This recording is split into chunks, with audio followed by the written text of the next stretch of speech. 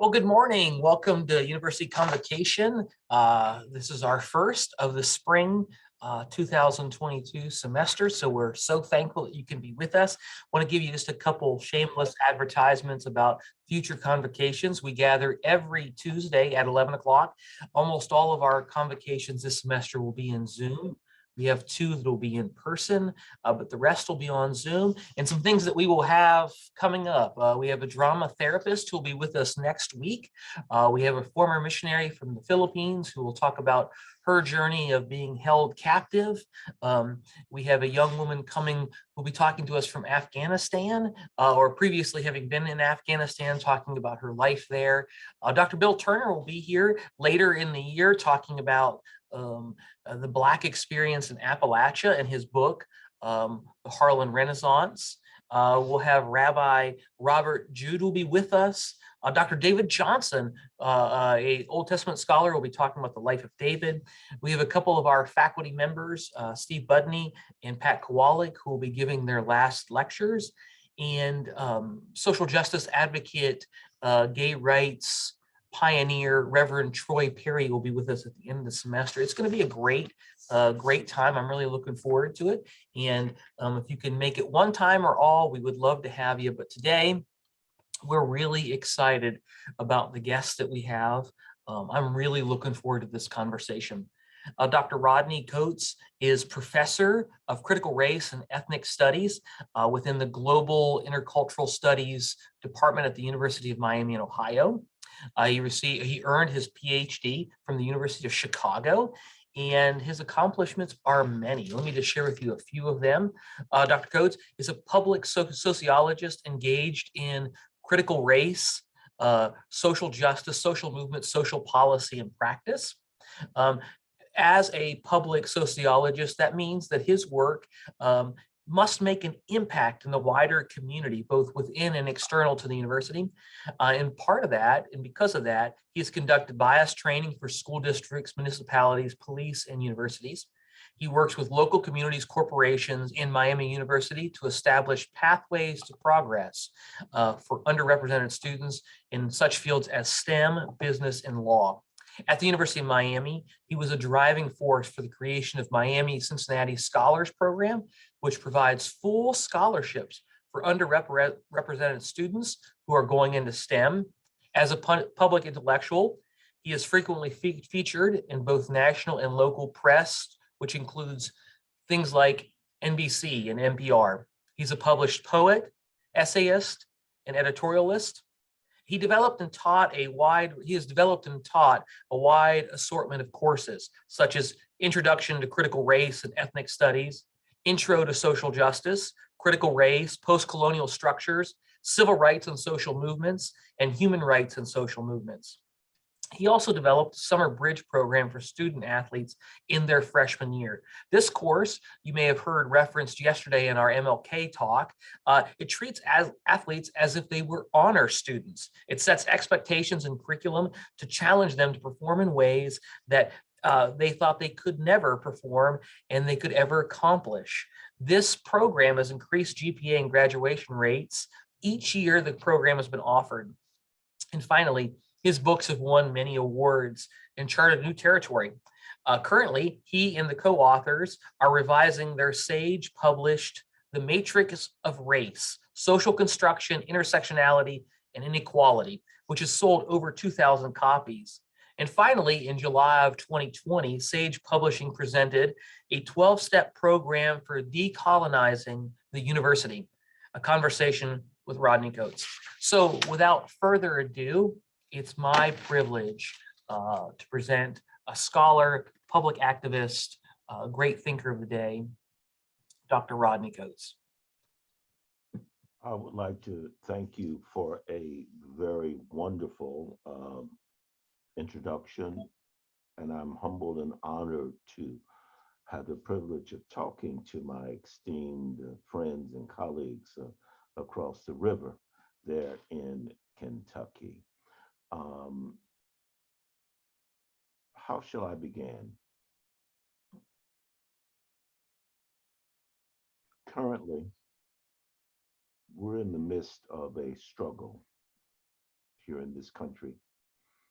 I think it's a struggle for the very heart and soul of America. It's a struggle that if you watched any news for the last year, national, local, it has led the news for over a year. But I would argue that this struggle has been taking place in our country since at least 1619. And it's also a struggle for the hearts and minds of what this thing we call America. At the core of our identity, there is a paradox. That paradox reflects this conflict between, on the one hand, our notions of freedom and justice and equality, and on the other hand, the reality of injustice, inequality, and the lack of freedom. This idea that we hold these truths to be self-evident, that all are created equal and endowed by their creator with certain inalienable rights, is a marvelous idea. But the reality is that even when we were writing those words down, those 20-some white men that were in that room, we were in the process of exterminating several million Native Americans. We were in the process of enslaving several million Africans. We were in the process of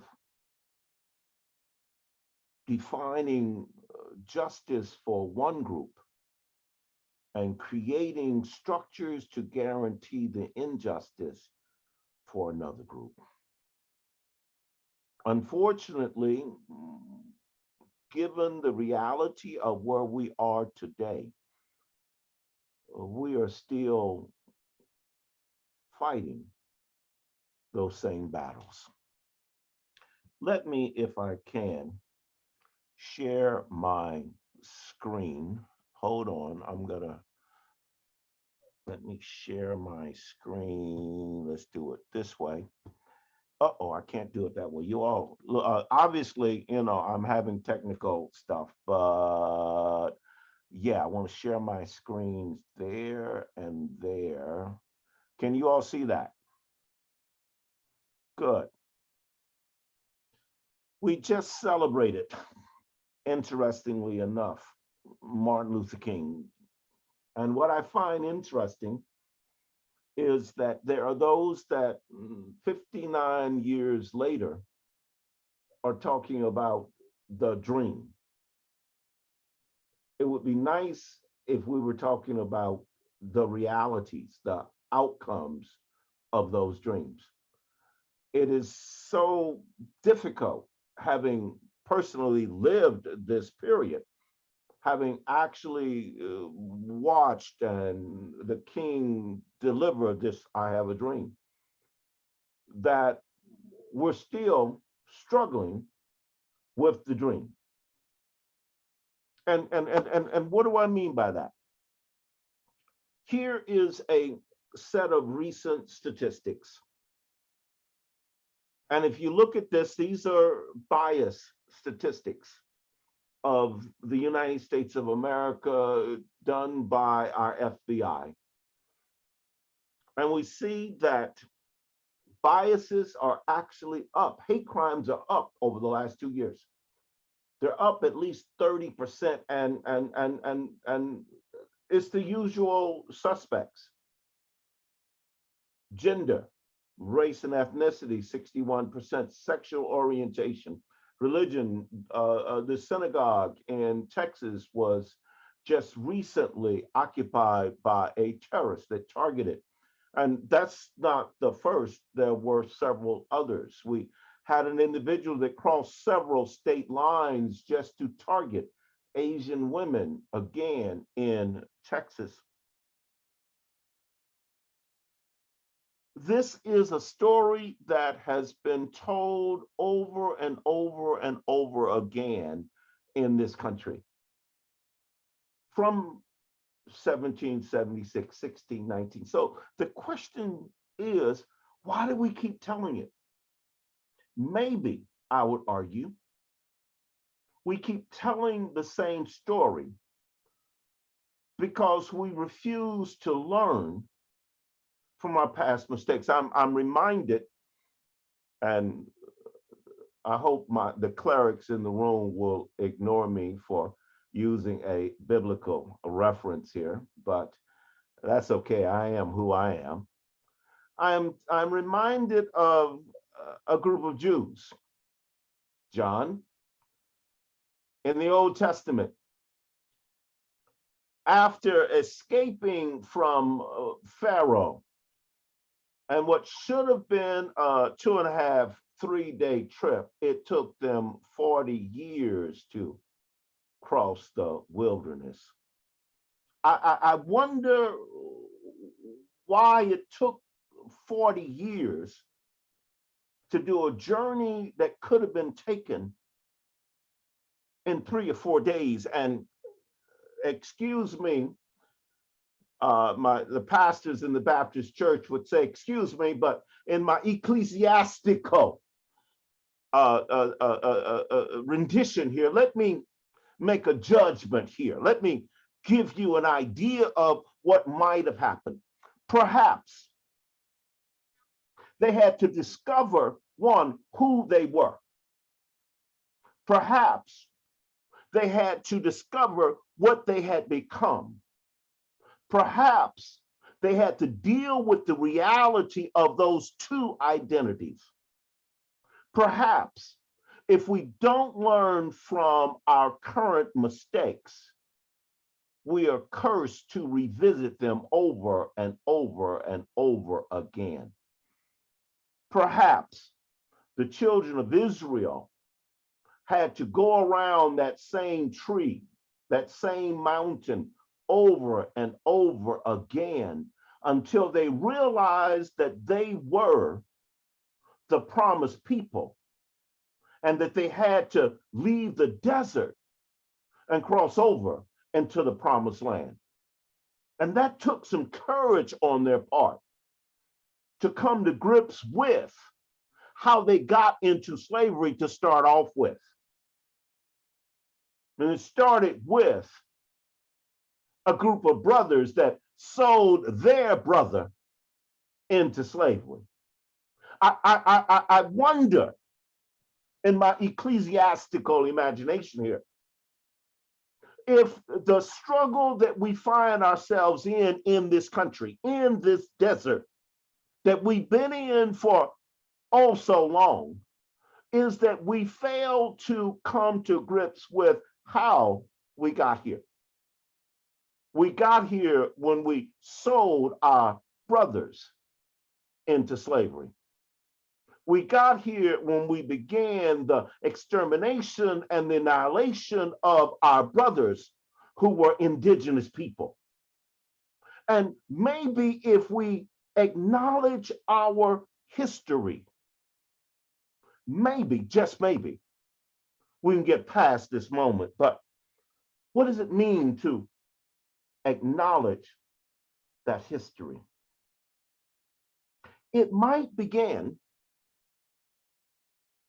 by first trying to understand how this thing called race came into being in this country. Because in 1492, when Columbus sailed the blue, there was no thing called race. In 1619, when the English enslaved the African, and that was not the beginning of slavery in this country, but that's another conversation for another point. Race did not exist. There was no black and there was no white. There was no heathen and there was no infidel. There was no other. So how did it come into being? There's a historical moment in this country, a rebellion, if you will, that took place in the state of, or the colony of Virginia, the 1700s. This is during a period of time where two groups of servants, one Irish and one black, did something very strange. They did what servants did. They partied together, they bred together, they intermarried together, and yes, they planned insurrections together. And this one particular insurrection is known in history as Bacon's Rebellion. Bacon's Rebellion, where black servants and Irish servants shut down all the ports in Virginia. And so therefore there was no cotton, there was no sugar cane, there was no tobacco leaving the colonies. And in the midst of this strike, Native Americans attacked the village. And the white planter elite was blank, blank crazy. Some of you all know what that means, but I'm not going to go there. If I were in my class is used to me using colorful terms, but I'm a visitor, so we won't use those colorful terms. James has said, oh God, thank you. You know? And so what did the white planter elite do? They weren't white, by the way, they were the planter elite. They created, you ready for this? Race. And they convinced the Irish that they were white. How did they convince the Irish that they were white? Well, they said, look, you're not black. One, you're not red. Two, and you have status. What's our status, almighty plantation elite? You are the supervisors, you are the sheriffs, you are those in charge of these lower status individuals. And guess what? As some of my colleagues would say, that's how the Irish and later the Italians, and yes, later the Jews became white in America. Before that time, they were not white. So what does that mean? What does that suggest? That suggests that race is not a biological designation. It was created for political, for economic, and for social purposes. What you see before you are a set of twins.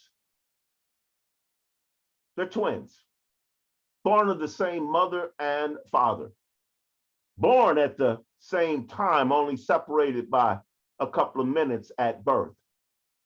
Yet one identifies as black and the other self-identifies as whites. And they have to convince their friends and people that meet them that they are indeed genetic, biological twins. Yet everyone, again, in fact, the darker complexion one has to occasionally pull out an ID, a birth certificate, to confirm that she and her sister are indeed sisters. And they're oh no, you were adopted. Oh no, that can't be. By the way, if you go on the internet, you will see literally hundreds of similar biracial twins throughout.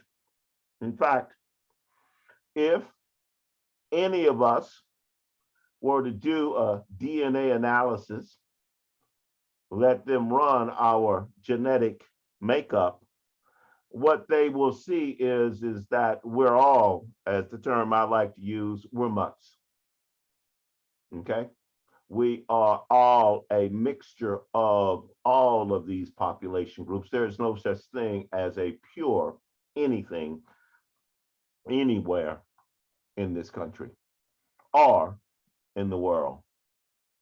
The fact that we have these different designations reflects our historical problem with these terms, but also more than that, the purpose that they yet serve within our country. What purpose, you say? What does this have to do with this current moment that we're in? Long before this moment, an individual ran for president of the United States. And he ran on the platform of let us make America great again. What is interesting is that this is after we had elected our very first Black as president of these United States. So what is the argument that he is raising in this Let's Make America Great Again? When I first heard that term, I must confess, I was a little confused. You see, my great-great-great-grandfather was a slave in Mississippi. My grandfather, a sharecropper, leaves the South because of lynching to get to a city called East St. Louis, Illinois, just in time for the race riot at the turn of the century. I grew up in a city where whites went to one set of schools and Blacks went to another. I grew up in this northern apartheid city when King first articulated his dream. I grew up with all Black teachers who could not teach at the college level. So consequently, my teachers had masters and PhDs, and I laugh and say that we got the equivalent of a college education in high school.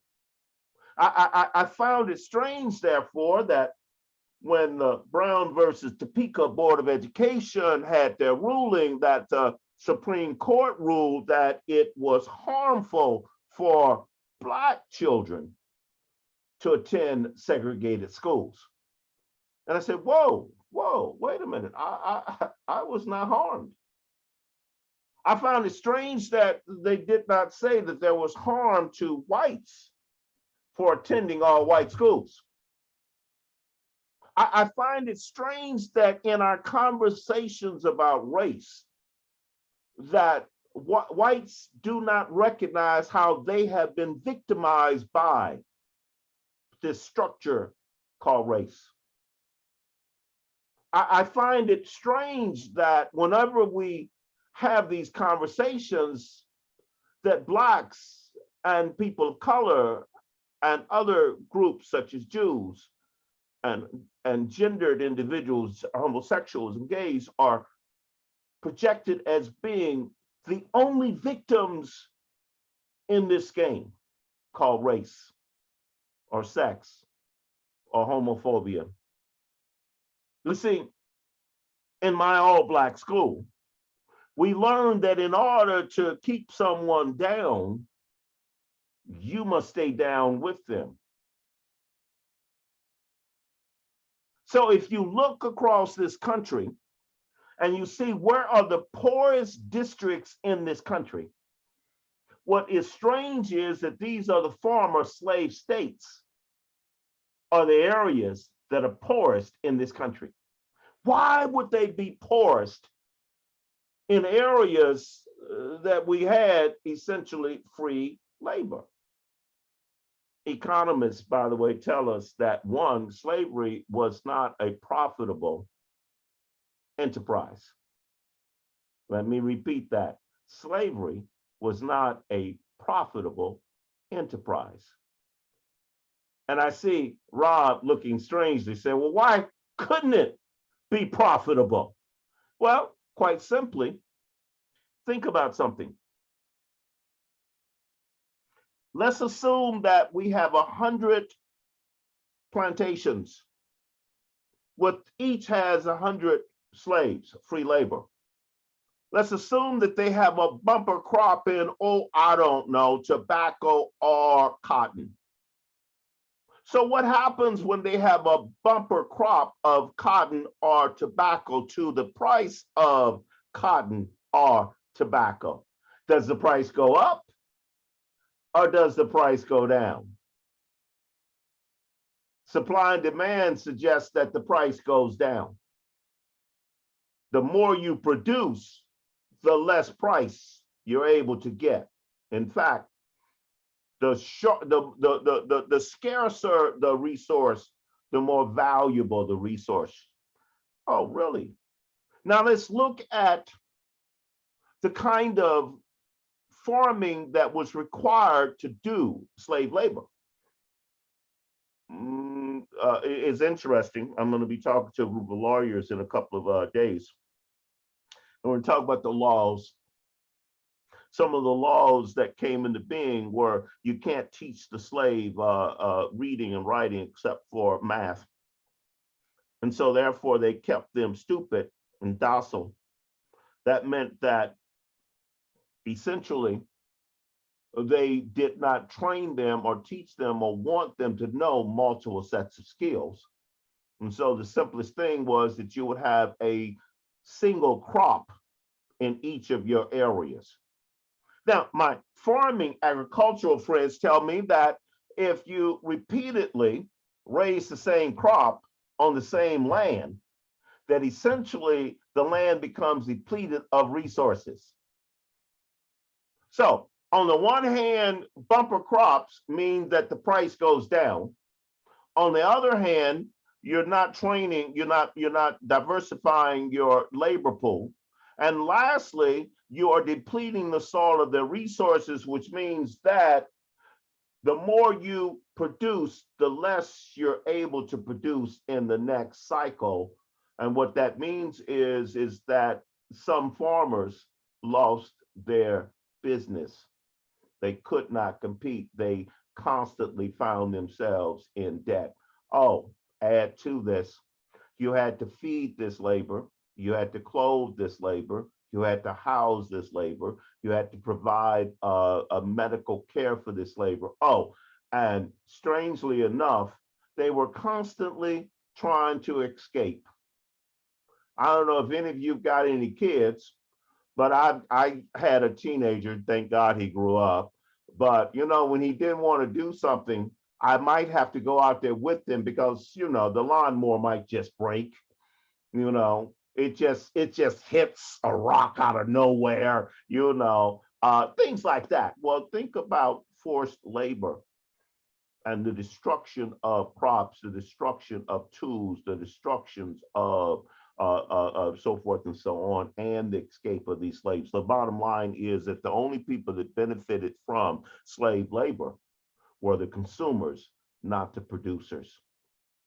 Really? So why would we maintain this system? Why would we even go to war to defend this system called the Confederacy? Again, it has to do with power.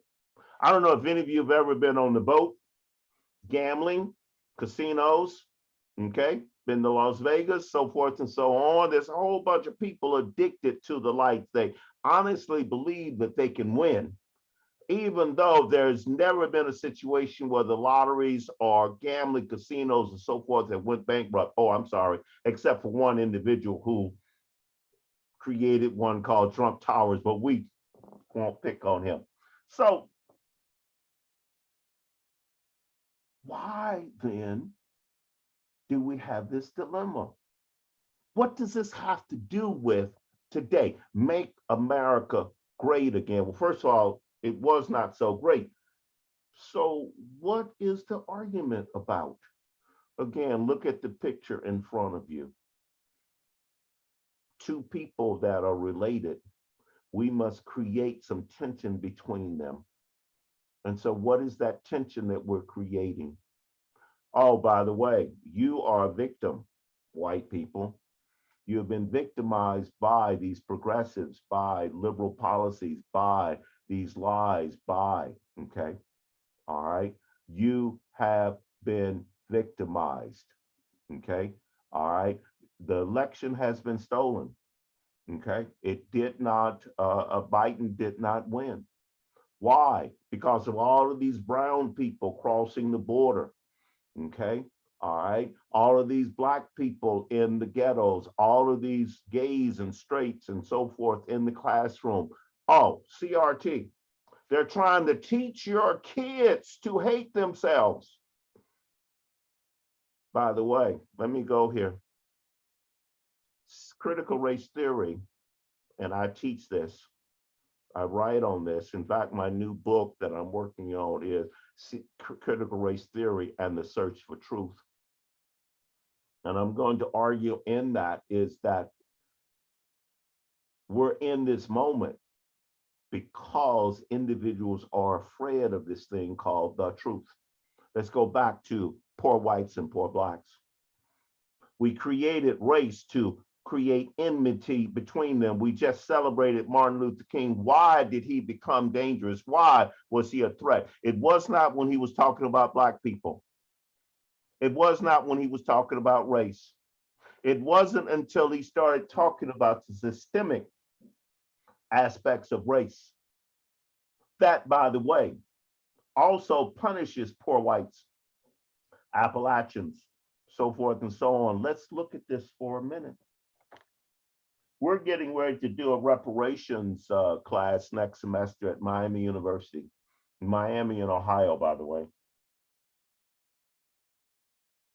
Reparations for not only Native Americans and not only for Blacks, but in my paper that I published a couple of years before the other guy named Coates published his, I argue that poor whites should also receive reparations.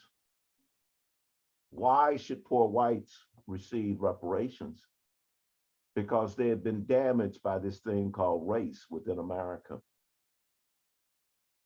How have they been damaged? They've been damaged because in order to keep Blacks down, they've had to keep this one group right above them,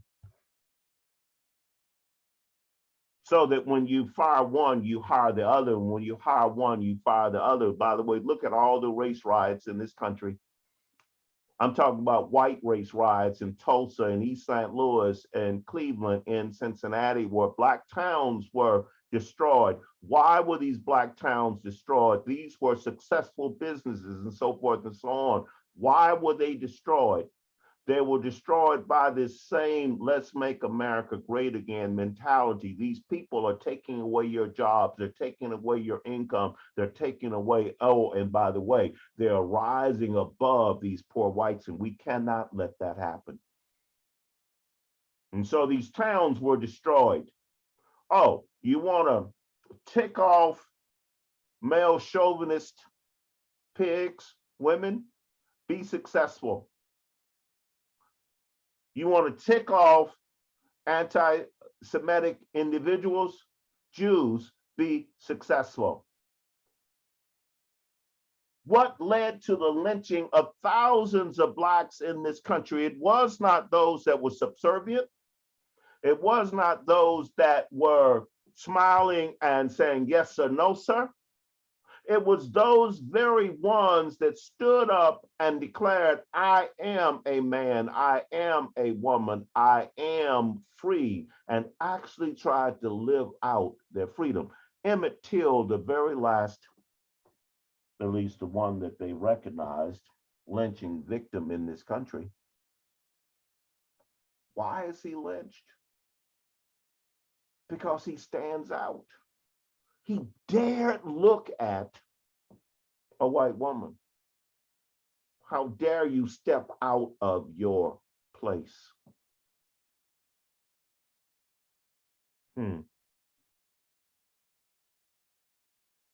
This moment of that we're in, let's look at what's being attacked.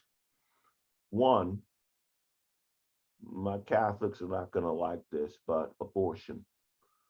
Abortion did not become a problem in this country during the eugenics movement when they were forcing abortion upon Black and brown and other people in this country.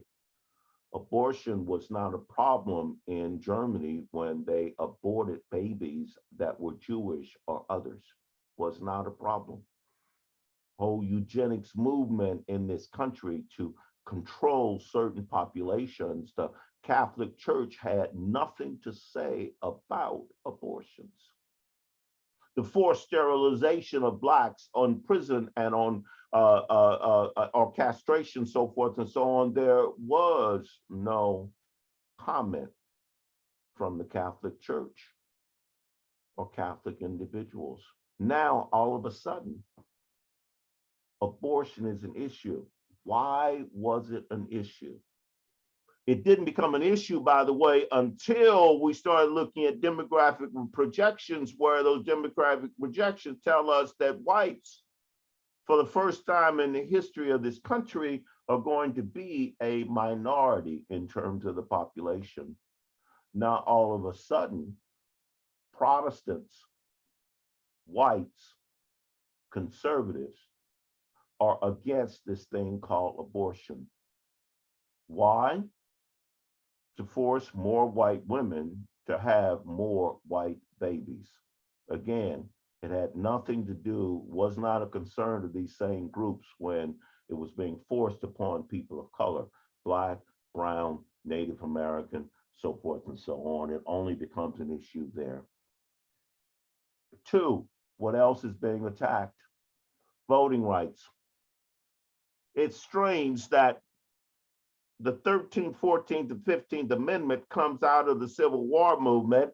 One of them guaranteed Blacks, at least men, the right to vote. It's strange that the 1865 Civil Rights Amendment to the Constitution guaranteed the right to vote. It's strange that we had the 1965 Voters' Rights Act. And it is strange that here we are in 2022, going around that same mountain in the wilderness, talking about the right to vote. Isn't that strange? Oh, lastly, isn't it strange that two things here? One, lynching began to decline in this country, actually came to a halt in this country when our national policy began targeting, what was that? Drugs, war on drugs. That's when lynching stopped. That's when we created also this thing called the cradle to prison pipeline. That's when we all of a sudden had more Black men in particular in prison than we had in communities. That's also when all of a sudden we get 3 strikes and you're out. We have this rapid increase in violence and in murder convictions, and yes, in the use of the death penalty. What I find strange is that the very same individuals that are pro-life, that are against the abortion, they're not against the death penalty. I mean, come on, help me out here, okay? If you are pro-life, then should not you also be against the death penalty? And you should also be against war. And you should also be against this rapid increase in guns within our society. All of these things should go together from a reason why we keep going around this same field. So it's interesting that several states had to discontinue the death penalty because, as the Supreme Court ruled, they were racially biased. I asked my students to look at some crimes here. Let's talk about drug use and abuse. I know at your school, this does not happen, but at our predominantly white institution, I challenge my students to be honest. Don't tell me, because if you tell me, I got to report it, but be honest in your own head. How many of you are using illegal drugs? How many of you are smoking, snorting, and doing a whole bunch of other things? Okay. Oh, let me help you out. Some of you all that have all of a sudden amnesia, I say. Middle class white parents, one of the tricks that they do is that they have their children diagnosed as having learning disabilities. They will shop around for doctors. That's not all, but some. So their kids can get certain drugs that allow them to study, concentrate. By the way, but really so they can have more time to take the test. And what do these kids who don't need these drugs do with these drugs, Adderall and others? My kid went to Summit Country Day here in Cincinnati, and he tells me that he can buy all the Adderall he'd ever want in a lifetime right there at school. Really? Really? Oh, crack cocaine versus cocaine. Some of you, I'm not going to pick on you, but some of you, when you were college students like me, you experimented in some drugs. All right. It's strange that if you were white experimenting in drugs, you probably outlived it. Okay. And you're able to tell the story if you're honest. Yet, if you do white cocaine, powder cocaine, you get less time than if you do crack cocaine. All right. It's interesting that here in Ohio, southern part of Ohio, we've got this group of suburban housewives, middle class white women who are addicted to various kinds of drugs. What I find interesting is that we want to treat them, we want to medicalize it, we recognize that it's an addiction. Yet the flip side of the coin, we are sending others to jail for the same kinds of addiction. And we pit these groups against each other.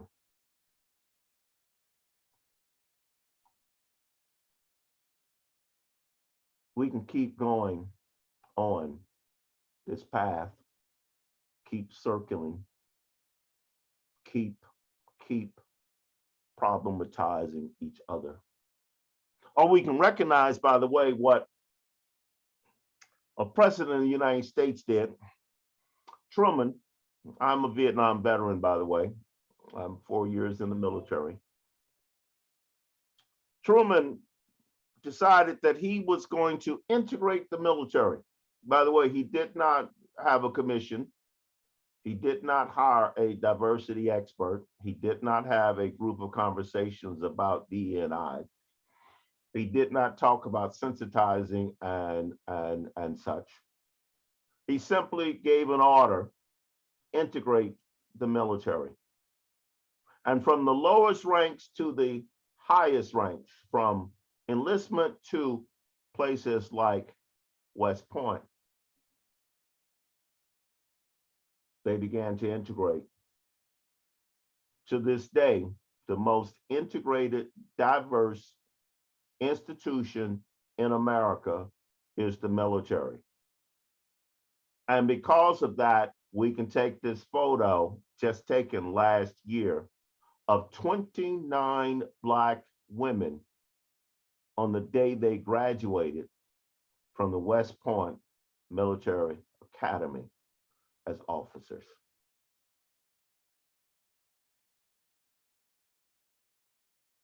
Want that to sink in for a minute. Okay. You see, he recognized that if indeed we're going to deal with this prison to school to prison pipeline, we have to get past talking about the problem and doing something about it. Here in the state of Ohio, again, the state Supreme Court has ruled on 4 separate occasions that the amount of money that we spend on affluent white suburban schools is significantly higher than where we spend not only on Black urban, but also rural white schools. Not only are we spending less money among Blacks, but also among poor whites in terms of education. That's at the state level. Again, in the state of Ohio, we have 2 ways of funding education. One comes from the state, the other comes from local taxes. Now, when you kick in that second component of the way we fund education comes from local taxes. Well, local taxes are based upon real estate values.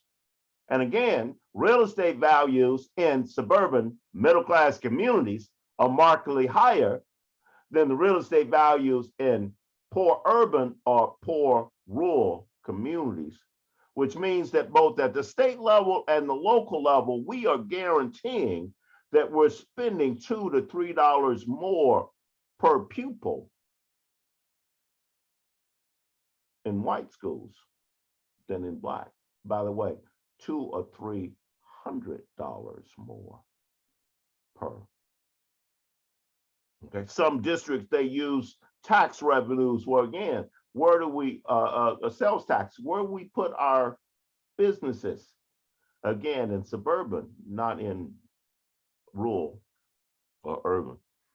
Many people right now are talking about reforming the police and that police are a problem, that we need to defund the police. The police are not the problem. This is the problem. You want to decrease unwanted pregnancies? You want to decrease violence?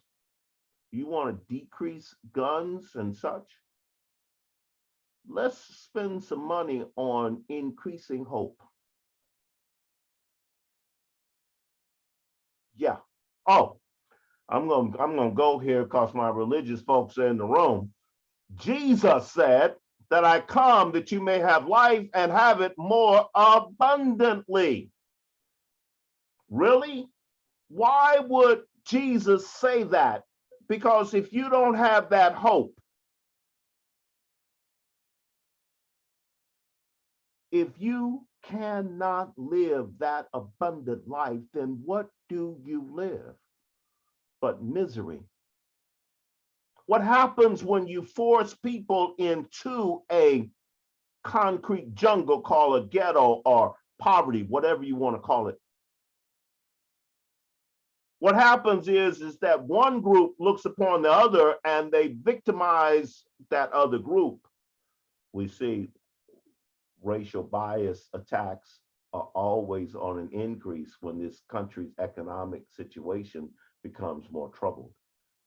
All right. And hate crimes are not being committed by in groups. This is being committed by people on the outside of these groups. And by the way, rich, affluent white people are not committing hate crimes against homosexuals and women and Blacks and Jews. Okay, these are poor whites in many cases that are committing these crimes. Why are they committing these crimes? In many cases, because they are hopeless. Okay, we're not talking about the religious bias that comes into being with this idiot that came across the waters just to target the Jewish synagogue.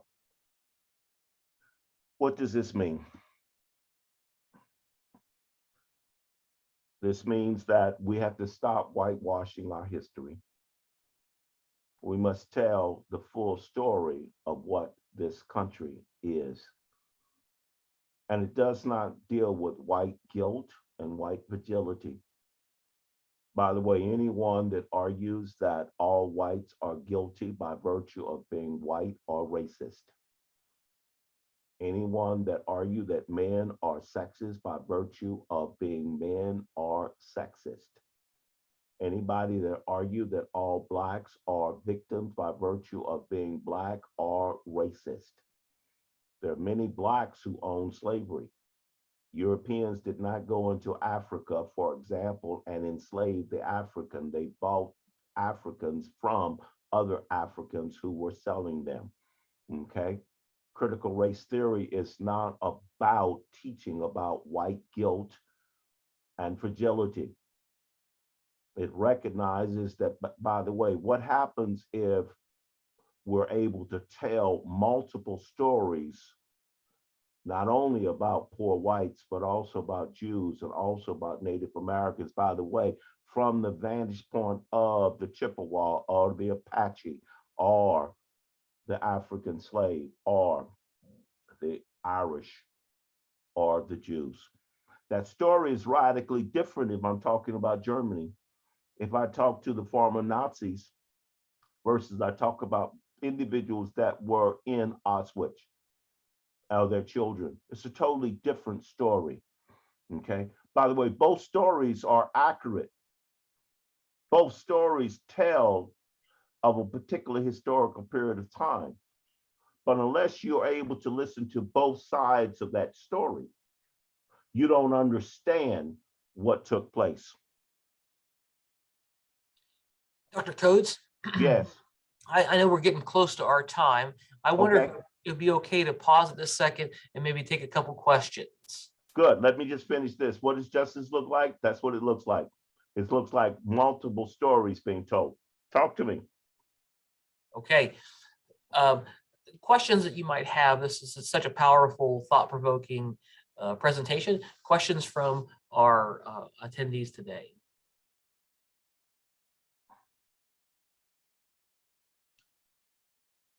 Feel free to unmute yourself and just go right ahead.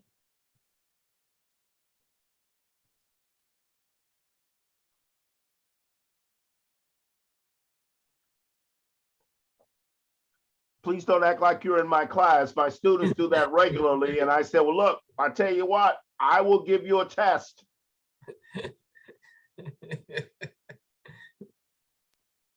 Maybe I can just ask a question. How do we instill hope in the middle of the injustices that you've described? Let me stop sharing. How do we, who's asking the question, by the way? James Browning. Okay. Hope is like a seed that you plant. And it starts with a very small seed, okay? If you have, and what does it mean? It means in your classroom, in your day-to-day operations, all right? You know what? You can do better than what you're doing. You know what? We want you here at our institution. You know what? Here's some scholarship funds that we're going to create. You know what? We're going to create a partnership with some local schools that look radically different from ourselves. And we're going to create what I call pathways to progress, where we recognize again that to whom much is given, much is required.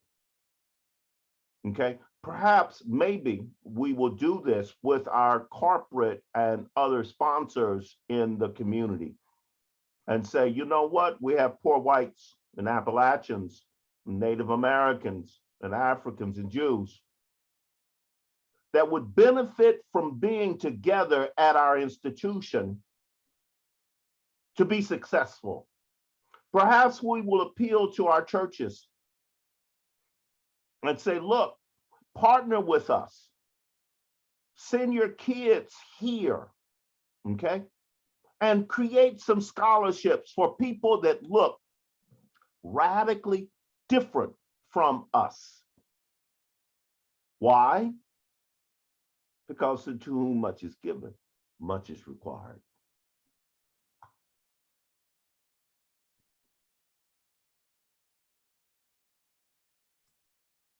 Any other questions that people have?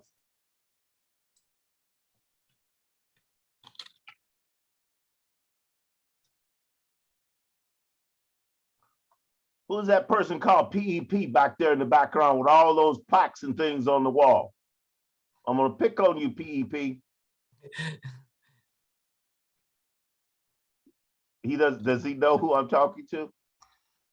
I'm sorry, I was having technical difficulties throughout. I was trying to get on and ask this question, but who is P? Did PEP have a question? Or no? Okay. The president back in the background there. That's our university chancellor. That's oh yes, come on, Chancellor PEP, you got a question. We don't pick on chancellors. Well, I know that Katrina has a question. I know we're getting real close to time, so let's have Katrina ask. And I don't know if this is something that could be answered quickly, but oftentimes organizations try to institute DE&I strategies, whether it's through a position or an initiative. Can you quickly talk about why some initiatives or positions are successful and why some of them fail? Yes, quite simply, many institutions will hire one person, typically a person of color, and invest them with all of the responsibilities of transforming the institution and make it more diverse without any resources, so forth and so on, okay? All right, again, I want you to use the example from the US military. If from the very top of the institution, from the chancellor or the president, it would say that our primary purpose, mission is going to become diverse. It's going to become the most diverse institution in this realm, and then commit the institutional resources to making it happen, then it would happen. By the way, it's more than just about words. Okay, I find it interesting. I'll quit with this one and then open up for other questions. I find it interesting that no one had to tell our football and basketball teams that they should diversify. They wanted to become winners, and they recognized that some of the top players were Black, all right, and therefore they went out to look for them, okay?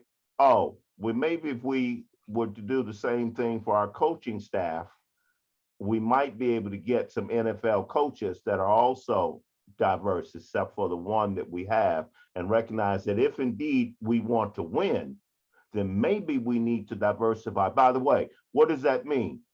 That if we want to increase our student success and population, so forth and so on. I'm a graduate of the University of Chicago. University of Chicago did not diversify because it was a good thing to do. It was a nice thing to do. It did it because it was the smart thing to do. Why smart? The more diverse your student population and your faculty, then the more competitive those students and faculty are. The more competitive your student and faculty are, then the better the product, the outcome, the return on investment that you have as an institution. Last thing, if indeed institutions are going, like of higher education, are going to be in existence 20 years from now, then they're going to have to diversify. Why? Because you're running out of white students, okay? All right, pure and simple. The bottom line is either you're going to diversify and get more students that look different than your current student population, or you're going to have fewer and fewer and fewer students coming through your doors. That's the reality of where we're at right now. Oh, last thing, as a country, that is becoming more and more diverse. We're going to be more people of color than we are white. That means that the cradle to prison pipeline has to be dismantled. We need taxpayers, we need chemists, we need physicists, we need teachers, we need lawyers, okay? All right, we need everybody on board that's in this country to be actively engaged. Thank you. It's been really, really helpful. I so much appreciate your time, insights, and also the challenge to think about here at the University of Pikeville, but also in our community and beyond. And I appreciate the message of hope also, right? Kind of infusing hope into this reality. So again, for all those who've joined us today, we want to honor the fact that it's noon. So we thank you for participating. And Dr. Coates, thank you for your scholarship, your activism, and the message of truth that you provided for us today. We really greatly appreciate you. Thank you for inviting me. Be blessed. Okay, take care. Thank you so much. Thank you. Thank you. Goodbye, Chancellor. I'll get you next time. Thank you, Doc. All right.